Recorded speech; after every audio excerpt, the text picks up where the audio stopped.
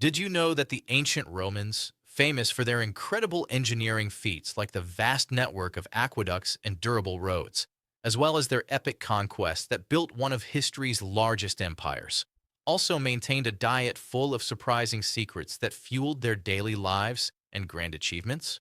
Forget what you might imagine from movies about extravagant Roman feasts with endless wine and roasted meats.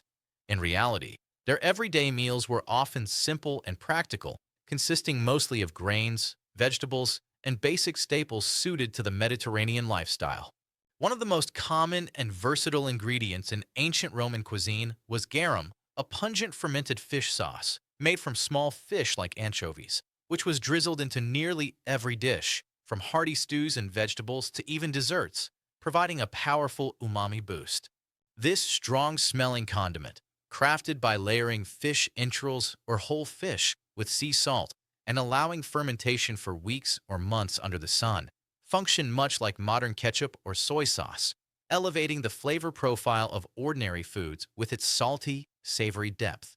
Among their unusual delicacies was the dormouse, a small rodent specially fattened in enclosed terracotta jars known as gloraria over several months on nuts and fruits, then roasted or stewed and served as a prized appetizer at elite gatherings.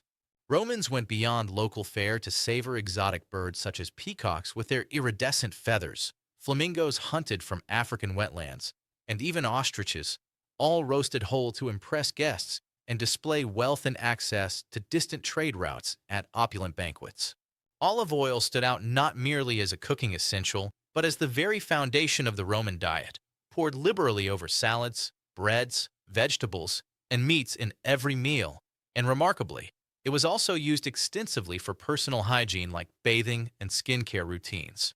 This golden liquid supplied crucial healthy fats, vitamins, and a reliable source of calories in a region blessed by the Mediterranean climate, where olive groves flourished, producing abundant harvests that sustained both commoners and nobility alike.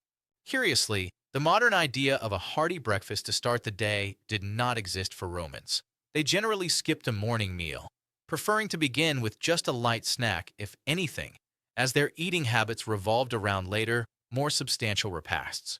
Their typical day featured prandium, a modest midday lunch of leftovers or simple fare like bread and cheese around noon, followed by the more elaborate cena in the late afternoon or evening, which could stretch into a social event for hours. The Roman diet highlighted profound differences between social classes, with the patricians and wealthy equestrians enjoying rarities while plebeians and slaves made do with basics, underscoring the rigid hierarchies of Roman society. The upper crust reveled in imports like peacock tongues, African dates, and aged Falernian wines from Campania, whereas ordinary folk depended on porridge from emmer wheat, seasonal greens like cabbage, lentils, and chickpeas for sustenance. Bread formed the backbone of every Roman's diet, baked from emmer or spelt wheat into coarse rustic loaves for the masses or finer white panis candidus for the elite, often flavored with herbs or sweetened with honey.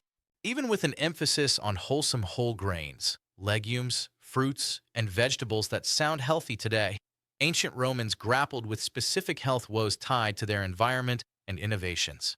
A major culprit was lead poisoning, absorbed gradually from leaden pots for cooking sauces, sapa syrups sweetened with defrutum, and especially the extensive lead pipes channeling water into homes across the empire. This cumulative toxin led to symptoms like abdominal pain, cognitive decline, and infertility, hitting the elite hardest since they used more lead vessels and imported spiced wines prepared in them, shortening lifespans imperceptibly. On the brighter side, their reliance on fiber-packed grains such as farro, abundant leafy greens, and monounsaturated fats from olive oil promoted good digestion, heart health, and overall vitality for many. Remarkably, numerous Roman culinary traditions and core ingredients have echoed through millennia, subtly shaping what we eat and cook in contemporary kitchens around the globe.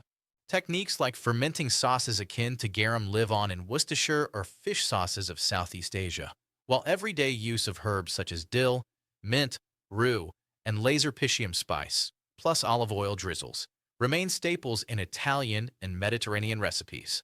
From the bold umami of garum transforming bland dishes to the quirky gourmet appeal of honey-glazed dormice.